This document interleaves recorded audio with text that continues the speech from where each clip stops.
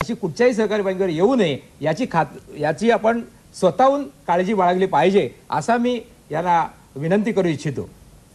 जाधव साहेब, शेवटचे काही अगदी एकच मुद्दा मला असं वाटतं की तुम्ही बँकांच्या वतीने जे सांगितलं ते मला ठेवीदारांसाठी मुद्दाम सांगायचंय. कर्जाच्या बाबतीत तुम्ही बोललेलात, ठेवीदारांसाठी अलीकडच्याच काळामध्ये आमचे गव्हर्नर डॉक्टर YB रेड्डी यांनी एक पंचसूत्री दिलेली, 5 सूत्र दिलेली. ती सूत्र मुद्दाम ठेवीदारांसाठी सांगावीशी वाटतात. त्यातलं पहिलं सूत्र असं आहे की बँक निवडताना आपण काळजी घेतली पाहिजे. तुम्ही साधा विचार करा की आपण 2 रुपयाचं मडकं घेताना वाजवून घेतो, आपण 5 रुपयाचा नारळ घेताना हलवून घेतो, आणि 50,000 रुपये किंवा आपल्या आयुष्याची कमाई टाकताना आपण त्या कुठल्या बँकेत ठेवतोय ते आपण पाहत नाही.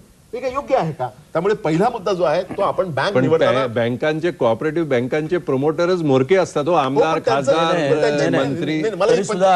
जाधव साहेब तरी सुद्धा नाही, पंचसूत्रीतला हा जो मुद्दा सूत्र पूर्ण होऊ द्या, त्यावरती मग तुम्ही कमेंट करा. पहिलं सूत्र, बँक निवडताना काळजी घेतली पाहिजे. दुसरं, बँकेची आर्थिक स्थिती विचारात घेतली पाहिजे. आर्थिक साक्षरता ही अत्यंत महत्वाची आहे. ती साक्षरता आपल्याकडे पुरेशी नाही आणि या सगळी माहिती उपलब्ध असते आणि ती माहिती त्यांनी बँकेमध्ये मांडावी. बँकेच्या दरवाज्यावर तिथे बँकेच्या भिंतीवर लिहिलेली असावी, मांडलेली असावी, असा रिझर्व्ह बँकेचा संकेत आहे, तो पाळला पाहिजे. हा दुसरा मुद्दा. तिसरा मुद्दा, मगाशी जे विचारे साहेब म्हणाले तोच मुद्दा आहे की एकदम पैसे पॅनिक घाबरून जाऊन घबराट करून एकदम सगळे पैसे काढून घेता कामा नये. ते काढले तर तुम्ही गैरव्यवहार करणाऱ्या लोकांनाच मदत करणार.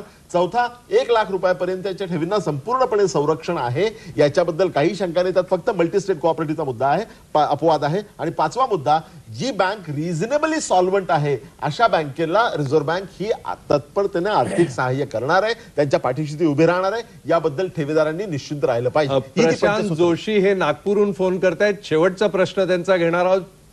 नमस्कार जोशीजी, आपण प्रश्न विचारा. नमस्कार. नमस्कार. मला आपल्या सगळ्यांना नमस्कार. आपण मला विचारायचं की RBI ओम्बड्समनला दिलेल्या विशिष्ट सहकारी बँकेबद्दल व्यक्तिगत तक्रारीची दखल तरी घेतली जाते का?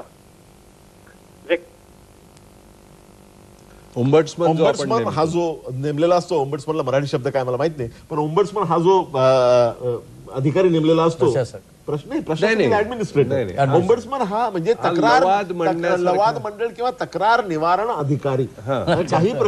काही प्रकारच्या तक्रारी ओम्बड्समन पाहतो. ओम्बड्समन कडे ज्या तक्रारी जातात त्याचं संपूर्णपणे निराकरण एका विशिष्ट कालावधीत करावं असं त्या ओम्बड्समन वरती बंधन असतं आणि ते काटेकोरपणे पाळलं जातं. याच्यात जाधव साहेबांचा जो मुद्दा आहे 5 सूत्री आता त्यांनी या ठिकाणी जाहीर प्लीज की ग्राहकांनी बँक बघूनच आपल्या ठेवी ठेवाव्यात.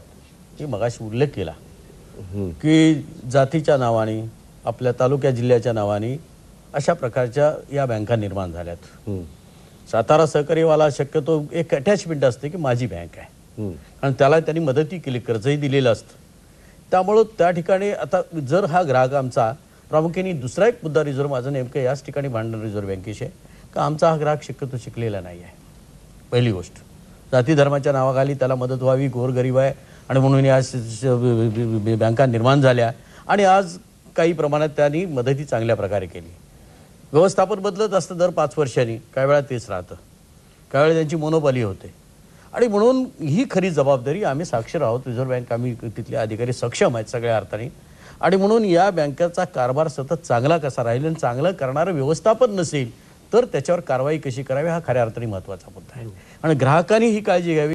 तो ग्राहक आमचा तो नाही, मेजॉरिटी जो आमचा ठेवीदार असेल किंवा कर्जदार असेल हा कमी शिकलेला किंवा न शिकलेला आहे आणि म्हणून ही तुमची सगळ्यांचीच जबाबदारी आहे, माध्यमांची जबाबदारी आहे. तरी सुद्धा मी सुद्धा आमच्या ग्राहकांना विनंती करेन की मी ज्या बँकांच्या कर्मचाऱ्यांचं नेतृत्व करतोय त्यांची तर नोकरीच म्हणजे आयुष्यातूनच उठण्याचा प्रश्न येतो. आम्ही सुद्धा जागरूकतेने राहणार आहोत. वेळ संपत आलेली आहे. आपण या ठिकाणी आलात आणि हा विषय असा, याची चर्चा किती झाली तरी ती कमीच पडणार आहे. पण आपण अतिशय चांगल्या पद्धतीने सर्व प्रश्नांची उत्तरं दिली. मला वाटतं दर्शकांचे फार प्रश्न आम्ही घेऊ शकलो नाही, तरी जितके काही प्रश्न घेतले आपल्याला आपल्या ज्ञानामध्ये थोडीशी भर तरी निश्चित पडली असेल. आपण आलात याबद्दल आपले मनपूर्वक आभार.